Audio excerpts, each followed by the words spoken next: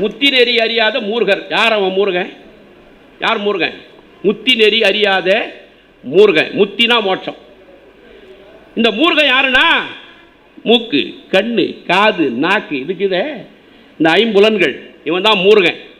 இந்த மூர்கனை எவர் ஒருவர் அடக்கி விடுகின்றார்களோ அவர்களுக்கு முத்தி கிடைத்து விடுகிறது, மோட்சம் கிடைத்து விடுகிறது. மாணிக்க வாசகர் இதை வழிமொழிந்தவர் தான் அருட்பிரகாச வள்ளலார் ராமலிங்க சுவாமி அவர்கள்.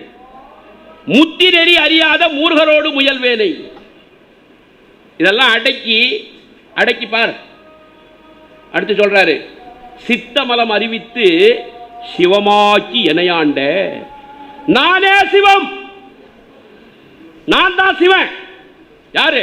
சித்தமலம் அறிவித்து சிவமாக்கி எனையாண்ட நான் தான் சிவம். வேறு மார்க்கத்தில் சொல்ல முடியுமா?